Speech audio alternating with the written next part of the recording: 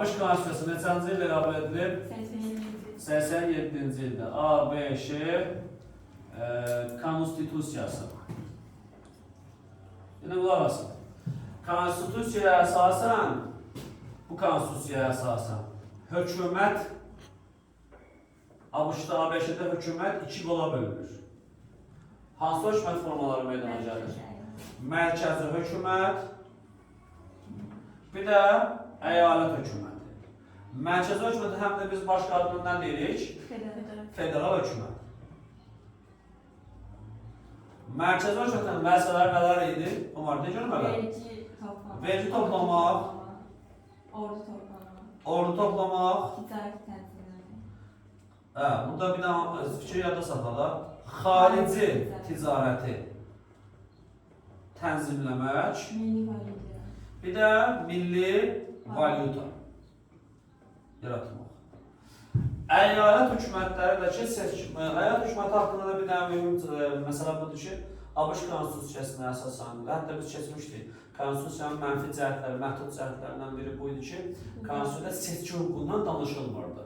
Bu seçki hüququ əyalət hökumətləri, ştatların əyalət hökumətlərinin özünün nəzarətində və özünün verdiyi qərarlarına həyata keçirilən seçki idi. Və Konstitusiyanın bir dənə məhdud cəhətlərindən biri var idi ki, Konstitusiyada qadınların, kölələrin, hinduların və ağdərlilərin aşağı təbəqəsinin seçki hüququ yox idi. Bu məhdud cəhətləri mən demişdim sizə. Bu, ABŞ Konstitusiyasının hökumətin, iki dənə bölündüyü hökumət və hökumət formalarının fəaliyyətləri haqqında məlumat. Demək, hökumət bölündü mərkəzi və əyalət hökumətinə, mərkəzi hökumət, federal hökumətin də səlahiyyətləri bunlar idi. İndi ABŞ Konstitusiyasına əsasən dünyada ilk dəfə olaraq hakimiyyət üç dənə müstəqil qola bölündü yaxın. Burada belə bir dənə ifadə yazalım. Hakimiyyətin müstəqil qolları.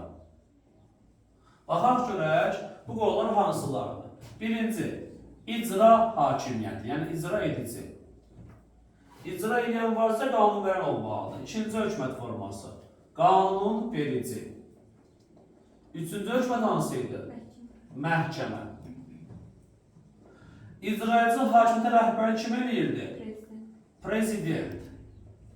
Neçə ildən bir seçilirdi? 4 ildən bir. Seçilən prezident ölkədə icrayıcı hakimiyyəti həyata keçirirdi. Prezident səlahiyyətləri. Nəyi səlahiyyətləri? Baxın, federal hökumətdə var ki, burada ordu toplamaq düzdür. Amma prezidentin vəzifəsi orduya rəhbərlik, yəni komandanlıq. İkinci məsələ, məmurların təyini. Yəni bütün məmurları prezident təyin edir. Üçüncü məsələ, bunu da yazmağa ehtiyac yoxdur. Qanunlara icra edir, icra edən edir. Bunu deməyə ehtiyac yoxdur.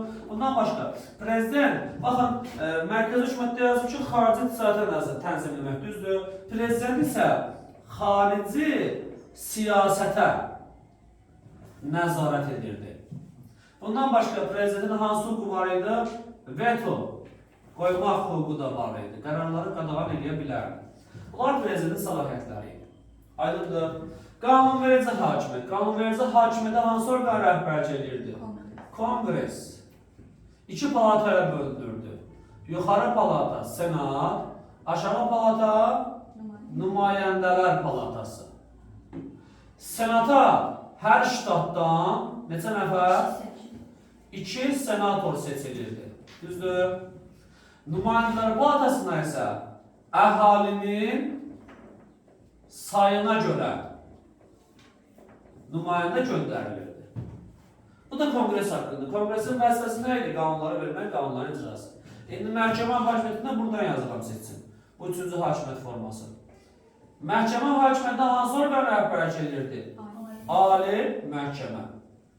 Ali məhkəmədə də təbii ki, kimlər fəaliyyət göstərirdi? Hakimlər. Hakimlər necə seçilirdi? Neçə müddətinə? Cavab, müddətsiz. Yəni, ömürlük seçilirdi. Bəs necə seçilirdi hakimlər? Hakimlər prezident tərəfindən təyin edildi, amma burada bir istisna var idi. Hakimlərin seçilməsinə kongresin yuxarı palatası olan senatda razılıq verməli idi. Konstitusiyanın vəzifəsi, məhkəmənin vəzifəsi nə idi ali məhkəmənin vəzifəsi? Konstitusiyanın qanunlarına, qərarlarına ölkədə riayət olunmasına nəzarət edirdi. Ali məhkəmə. Aydındır, söndürə bilərsən.